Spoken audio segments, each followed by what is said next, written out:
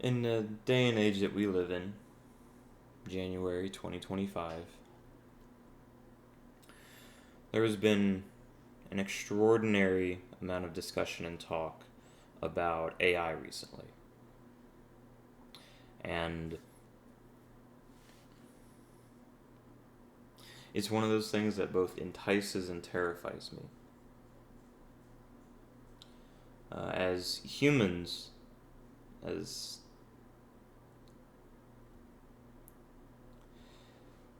as self-proclaimed intelligent creatures on this rock we call Earth, we believe and think if we can do something, we think about whether or not it's possible for us to create or to do something. But we never ask if we should. And I hope you understand that reference.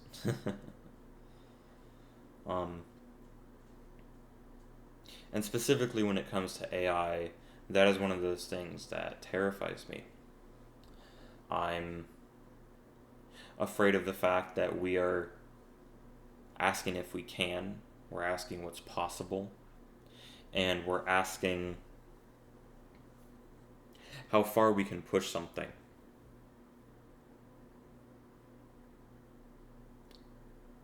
And yet we're not asking if we should. We're not asking and we're not considering if it's the right thing to do. Because it feels like so much of it is driven by someone to have the best version of it.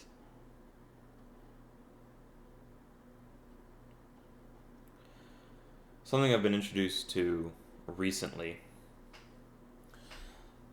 by a close friend of mine is the dead internet theory.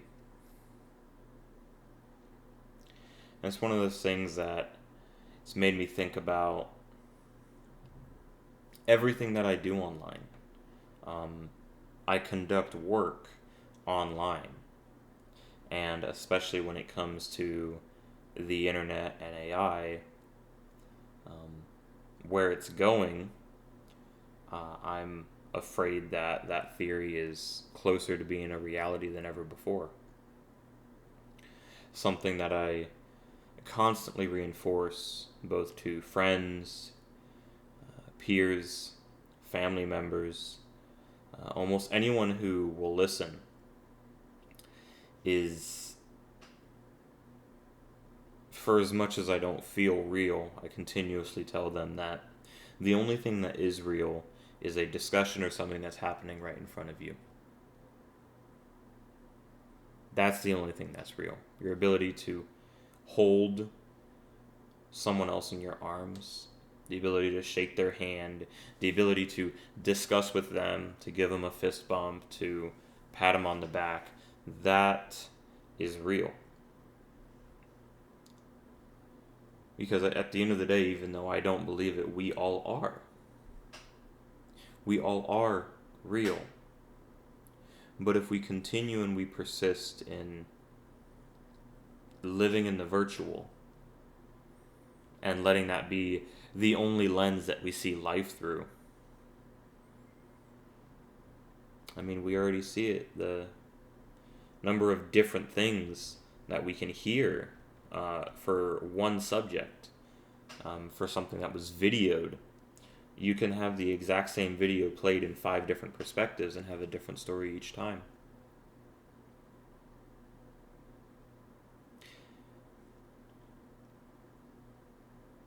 What terrifies me most with AI is that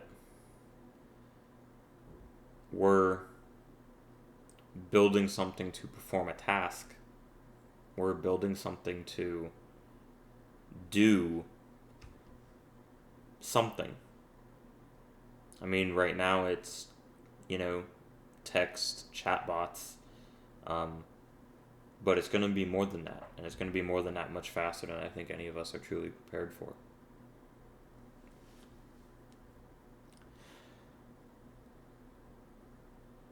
So when you remove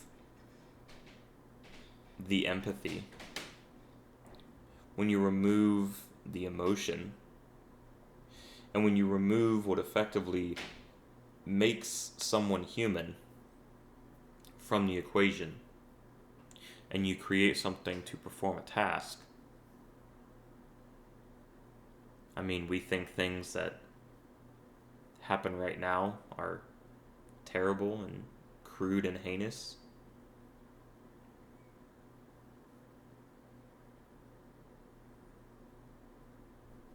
I mean, we've seen Terminator. We've seen iRobot.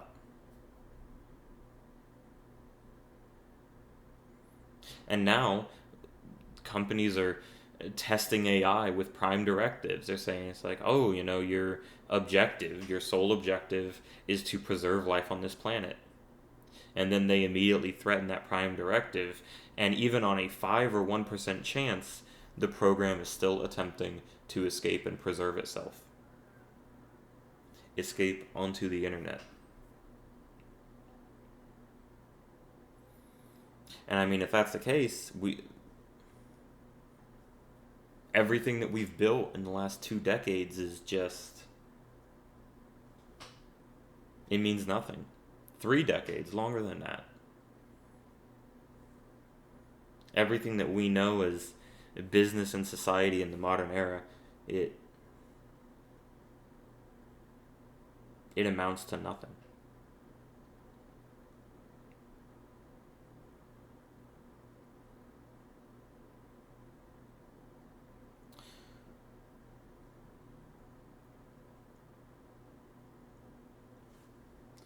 So,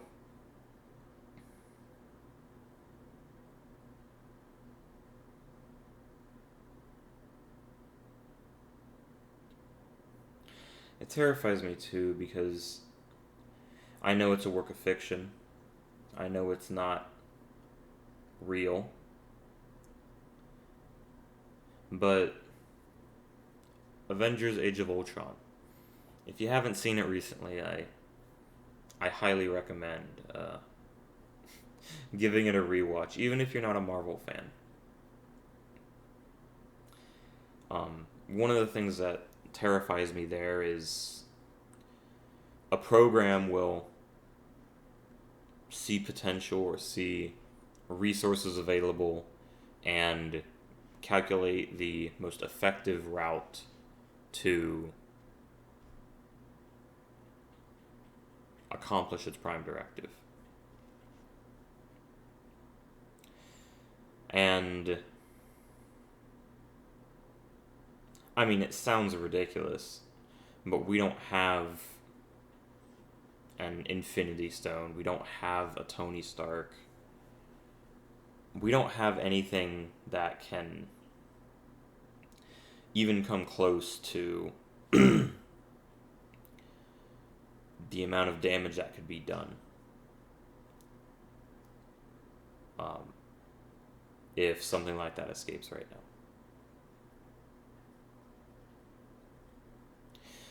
And this is not coming from someone who has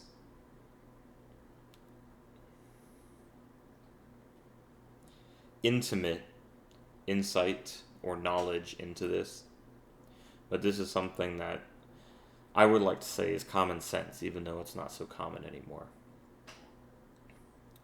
If you play with fire and you don't know how quickly something can burn, you can destroy a forest pretty quickly.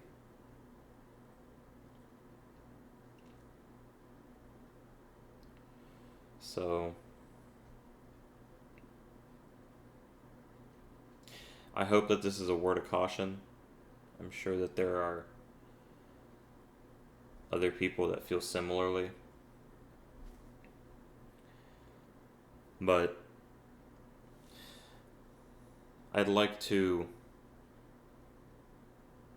tell anyone who is and is willing to listen, unless you're having a discussion with someone face to face, unless you are actively doing something in the world with someone else,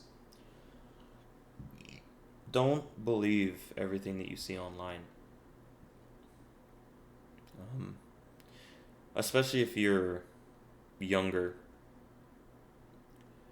how easy it is to impersonate someone else these days is terrifying. We can have a program do it for us.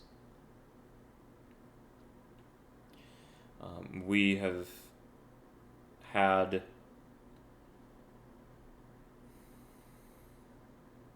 in the world, we have had attempts um, at compromising sensitive data in big businesses through the use of AI as it exists right now.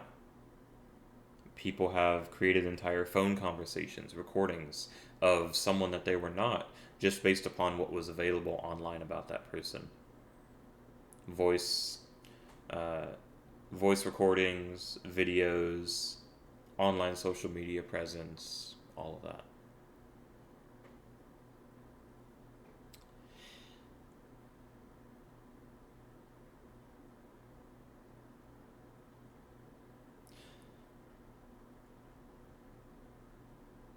The world's a very terrifying place overall.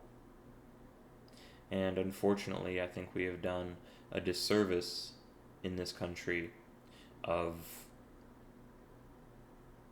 not showing that to people. We try and water it down, we try and make it fluffy or pretty.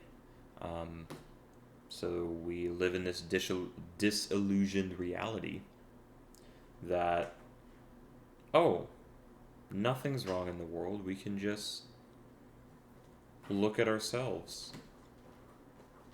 And it just feeds a cycle of consumption.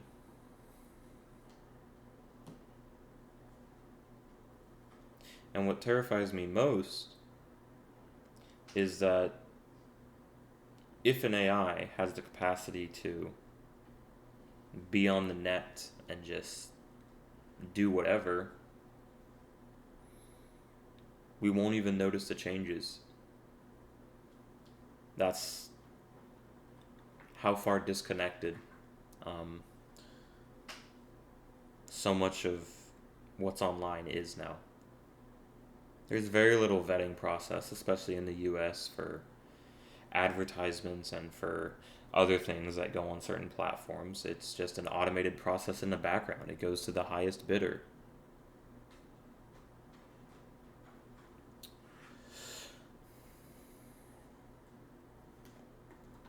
So, the number of ways that you can advertise something in a seemingly truthful manner, but when you boil it down, it's just a blatant lie to consumers. It's terrifying. And there's so much data, so much visual information on the internet now that a program can curate, design, and plan the next decade, if not longer than that, of our existence. We can get sectioned off and subliminally brainwashed into behaving, acting, and making certain decisions. That's just a fact of the matter. I mean, you can calculate the types of individuals to pair together to get a specific offspring. Because habits and biology determine everything. I mean, when we're raising our kids, do we actually raise them these days? Or do we put a computer in front of their face and just let them do whatever? That has been scientifically proven to be more damaging than letting kids, smoke cigarettes, do drugs, hard drugs, no less.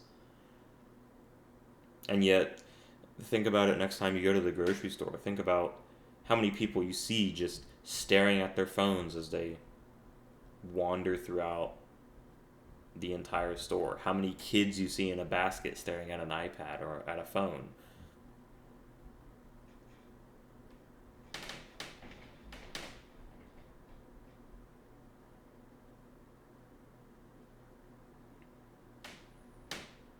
We are on the cusp of what is about to be a very difficult time, not just in the US, but in the world, because of AI and other factors.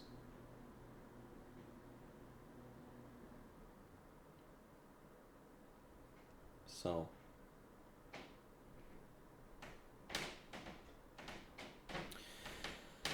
for anyone listening to this, anyone hearing this,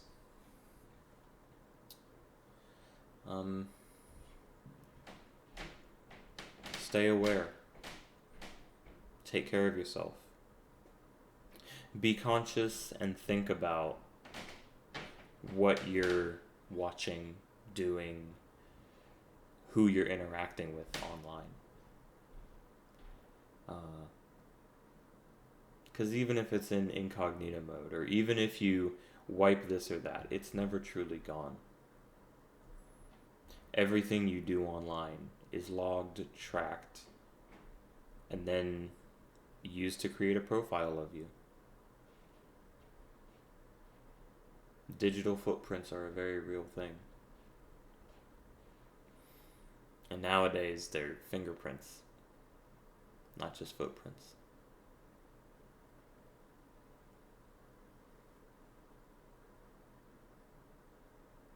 Thank you for your time.